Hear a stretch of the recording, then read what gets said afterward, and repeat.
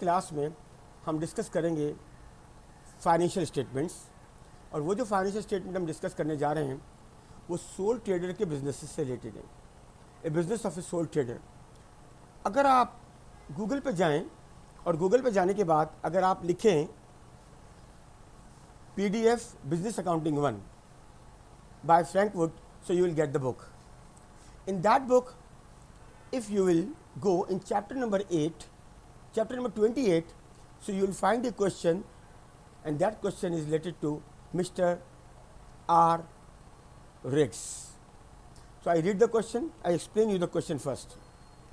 The following trial balance was extracted from the books of R. Riggs as at the close of business on 28 February 2007. यानी उसने ये कहा कि एक trial balance given है, ये ट्रायल बैलेंस एक्सट्रैक्ट किया गया है, बनाया गया है, कहाँ से? From the books. अब यहाँ बुक्स से क्या मुराद है समझ लें। यहाँ बुक्स से मुराद ये है कि डेटा सबसे पहले सोर्स डॉक्यूमेंट बने होंगे, उसके बाद डेटा गया होगा डे बुक्स में, डे बुक से डेटा गया होगा लेजर में, और लेजर के बाद जनाब बना होगा ट्रायल बैलेंस। यानी कि टी अकाउंट जो बनते हैं वो लेजर्स में बनते हैं। टी अकाउंट्स कहाँ बनते हैं? लेजर्स में बनते हैं। आपको ये बात मालूम है। अब हम पढ़ते हैं कि ट्रायल बैलेंस में क्या क्या आइटम्स हैं। तो मैं पहले ट्रायल बैलेंस पढ़ूंगा आपके लिए। Purchase and sales. परचेज का मतलब होता है परचेज ऑफ स्टॉक्स और परचेज ऑफ मर्चेंडाइज। तो याद रखें, जब कभी हम परचेज़ करते हैं तो हम परचेज़ का अकाउंट नहीं बनाते, बल्कि जब कभी हम परचेज़ करते हैं तो हम मर्चेंडाइज या इन्वेंट्री का अकाउंट नहीं बनाते, हम परचेज़ का अकाउंट बनाते हैं। तो हमने परचेज़ का अकाउंट बनाया होगा, परचेज़ के अकाउंट से data is being transfer to the trial balance. इसी तरह जब मर्चेंडाइज सेल करते हैं तो हम मर्चेंडाइज का अकाउंट नहीं बनाते, बल्कि सेल्स का अकाउंट बनता है। तो हम सेल्स अकाउंट में डेटा रिकॉर्ड करते हैं और वहाँ से वो ट्रायल बैलेंस में शिफ्ट हो जाता है। Purchases and sales have been given to us. Purchase is an expense account, sales is an income account. आप देख लें परचेज की फिगर जो है 92,800 is on the debit side in the purchase account, और सेल्स की जो फिगर है 157,165 की जो फिगर है वो on the credit side.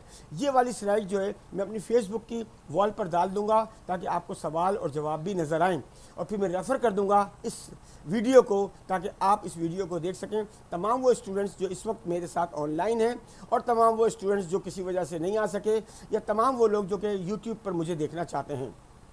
Cash at bank second item है। This is an asset. Cash is a current asset. Cash at bank. Cash in hand is also current asset. ये दोनों बैलेंस शीट में जाएंगे। तो हमें ये पता होना चाहिए कि ट्रायल बैलेंस में जो डेटा दिया हुआ है वो यहाँ से इनकम स्टेटमेंट और बैलेंस शीट में चला जाएगा। उसके लिए मैंने एक टेक्निक बनाई है, और वो टेक्निक ये है कि जो भी 1 होगा वो जाएगा इनकम स्टेटमेंट में, जो मैं कहूँगा ये 1 वाला अकाउंट है, और जो 2 वाला अकाउंट है वो बैलेंस शीट में जाएगा। तो जितने भी इनकम अकाउंट्स हैं और जितने भी एक्सपेंसेस अकाउंट हैं वो सब हैं 1, they will go to income statement, और जितने भी 2 वाले अकाउंट्स हैं वो सब बैलेंस शीट में जाएंगे। तो purchases and sales 1, cash at bank 2, cash at hand 2, capital कहते हैं इन्वेस्टमेंट को। तो याद रखें कैपिटल इनिशियल आएगा। तो इनिशियल कैपिटल हमारे पास कितना होगा वो हमारे पास सवाल में दिया हुआ है। वो कितना था हमारे पास? 11,400। That will also go to the balance sheet. इसके बाद आगे चलते हैं। ये 2 है। ड्राइंग को कभी एक्सपेंस में नहीं दिखाइए, कभी ज़िंदगी में नहीं। ये ब्लेंडर है, ये एक्सपेंस, ये हमारा मिस्टेक नहीं है, ये बड़ा drawing is a Contra asset account, ये जाएगा बैलेंस शीट में, कैपिटल में से माइनस होगा। 2 office furniture will go in balance sheet as 2। Rent 1 expense है। वेजेस एंड सैलरीज एक्सपेंस है। डिस्काउंट्स डेबिट में भी फिगर हो और क्रेडिट में भी फिगर हो, तो डेबिट वाली फिगर जो है वो जाएगी जनाब एक्सपेंस में, और जो क्रेडिट वाली फिगर है वो ग्रॉस प्रॉफिट में जमा हो जाएगी एज एन इनकम। इसके बाद डेटर्स एंड क्रेडिटर्स। डेटर कहते हैं अकाउंट रिसीवेबल को, दैट इज़ एन एसेट, और क्रेडिटर्स कहते हैं अकाउंट्स पेएबल को, दैट्स ए लायबिलिटी। ये दोनों फिगर एसेट और लायबिलिटी बैलेंस शीट में जाएंगे। नंबर 2 ओपनिंग स्टॉक आपके पास जो गिवन है वो पिछले साल का क्लोजिंग स्टॉक है। वो स्टॉक हमारे पास जब होगा तो उस स्टॉक को हम बैलेंस शीट में ये ओपनिंग स्टॉक जो होगा वो इनकम स्टेटमेंट में ट्रांसफर करेंगे, और क्लोजिंग स्टॉक हमें एडजस्टमेंट में मिलेगा, वो बैलेंस शीट में जाएगा। तो ओपनिंग स्टॉक कहाँ आएगा? इनकम स्टेटमेंट में 1। प्रोविजन फॉर डाउटफुल डेट, ये कॉन्ट्रा एसेट अकाउंट है, ये जाएगा जनाब आली बैलेंस शीट में, ये ऑलरेडी पिछले सालों का प्रोविज़न है, ये बैलेंस शीट में जाएगा, इसको हम माइनस करेंगे अकाउंट रिसीवेबल में से। डिलीवरी वैन एक एसेट है, लेकिन running cost of delivery van एक एक्सपेंस है। तो delivery van is a balance sheet item number 2 और van running cost is an expense और वो चला जाएगा इनकम स्टेटमेंट में। और finally bad debts written off, ये एक एक्सपेंस है और ये एक्सपेंस जाएगा कहाँ पर, ये जाएगा जनाब बैलेंस शीट में, इनकम स्टेटमेंट में। सारे एक्सपेंस कहाँ जाते हैं, इनकम स्टेटमेंट। बैलेंस शीट में कभी कोई एक्सपेंस नहीं जाएगा, बैलेंस शीट में प्री पेमेंट जाती हैं।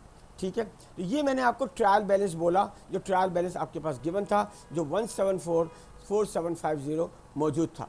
थैंक यू वेरी मच, मैंने आपको ट्रायल बैलेंस एक्सप्लेन कर दिया और उसके बाद इसकी एडजस्टमेंट अगली वीडियो में और उसके बाद अगली वीडियो में इसका answer. Thank you very much.